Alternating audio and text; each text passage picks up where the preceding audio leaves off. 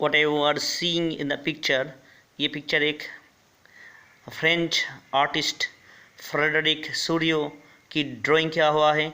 ये से ड्राइंग किया गया था 1848 में।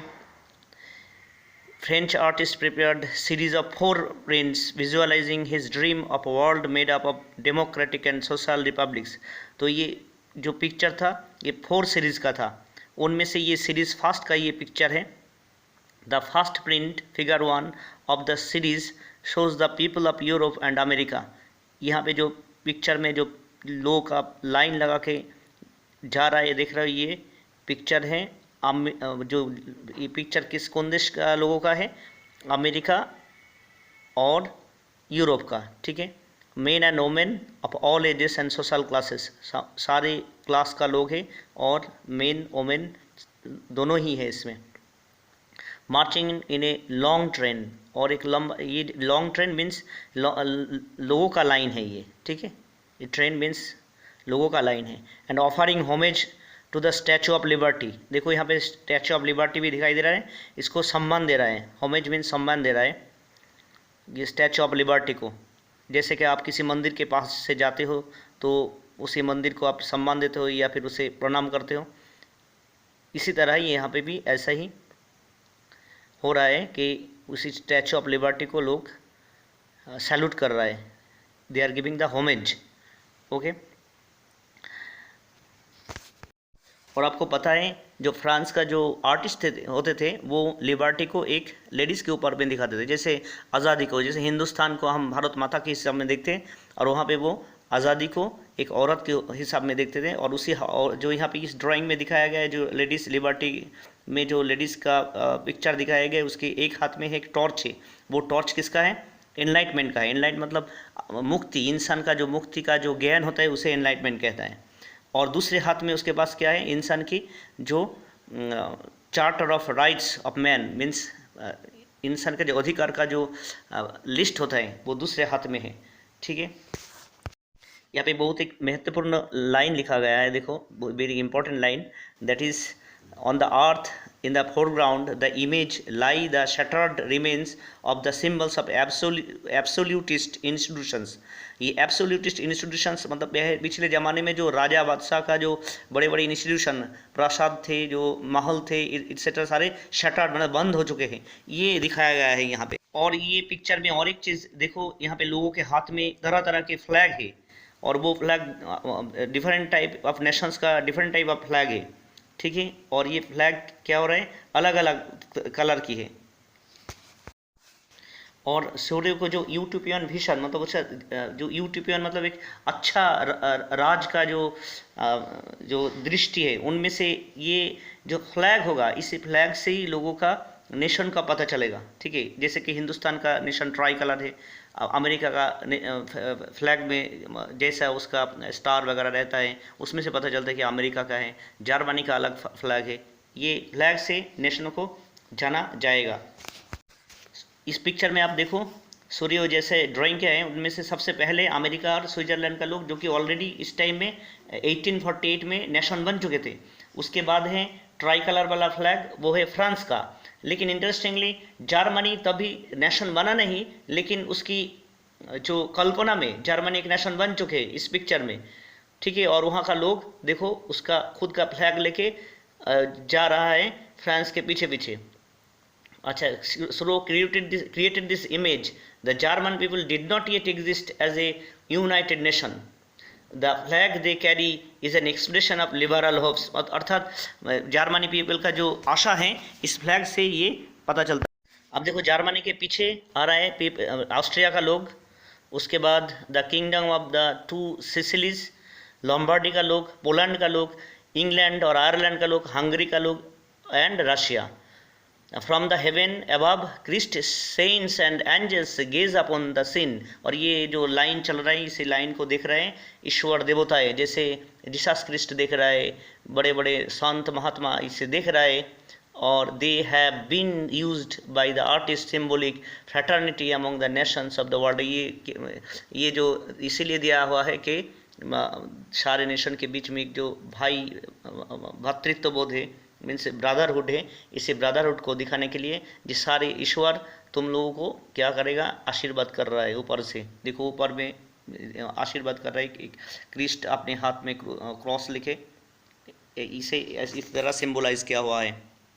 अब हम आगे जाके देखेंगे 19वीं सेंचुरी में नेशनलिज्म ऐसा करके उभर के आया है ताकि लोगों के अंदर के पुराने वाला जो पॉलिटिकल धारणा थे पूरी चेंज होके नया पॉलिटिकल धारणा में उभर के आए हैं। जो नया आइडिया या फिर धारणा है इसका नाम है नेशन स्टेट। और ये किसकी जगह में आया, ये आया है डायनेस्टिक एम्पायर ऑफ यूरोप के जो जगह ये नया नेशन स्टेट ले लिया। जो पहले डायनेस्टिक एम्पायर थे उन लोगों को हटा के नेशन स्टेट कौन लेके आया, द कॉमन पीपल। देखो 19वीं सेंचुरी के पहले क्या होता था, मॉडर्न स्टेट में जो लोग राज करते थे वो उसे कहते सेंट्रल पावर, ठीक है। और इस सेंट्रल पावर जब राज करते थे वहाँ पे जो कॉमन पीपल थे इसका कोई अधिकार नहीं थे, they have no position of anything. लेकिन but a nation state was one in which the majority of its citizens and not only its rulers came to develop a sense of common identity and shared history और descent। तो ये नया जो modern state से जो नया nation state जब आया है, नेशन स्टेट जब आ गया तब वहाँ पे सिर्फ जो रूलर नहीं उसके साथ साथ आम जनता को भी देश को बनाने के लिए अपना योगदान कर रहा था।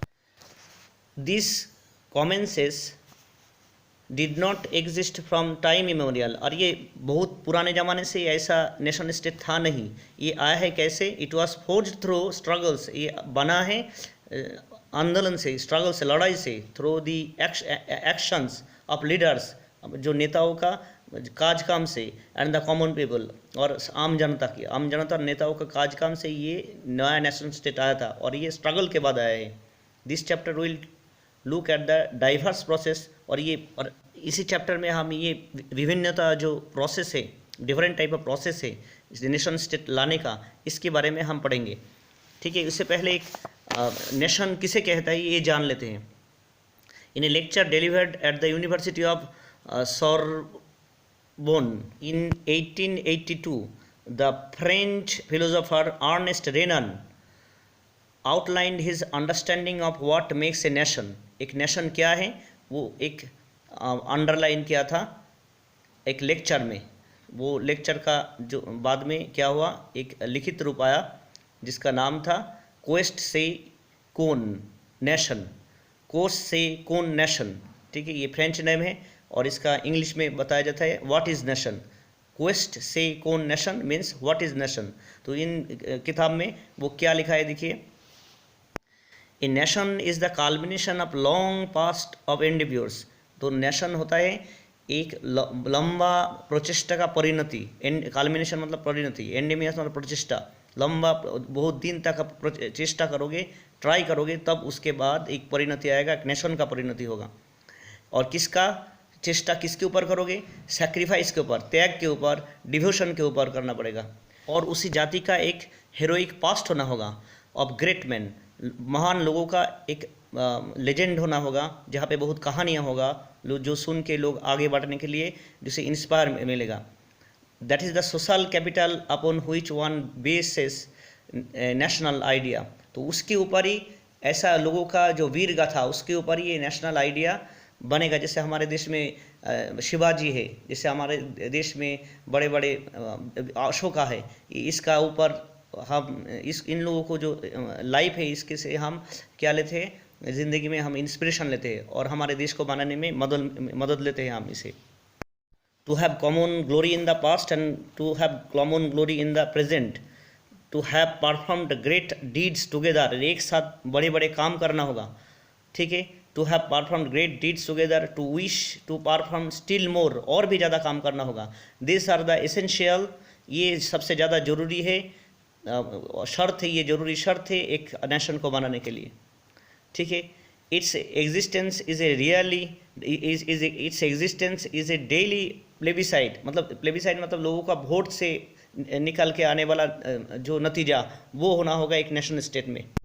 ए province its inhabitants, if anyone has the right to be consulted, it is the inhabitant। और वहाँ का जो लोग होगा, कोई भी डिसीजन लेने से पहले उन लोगों का क्या चाहिए, उन लोगों का कंसल्टेशन लेना चाहिए।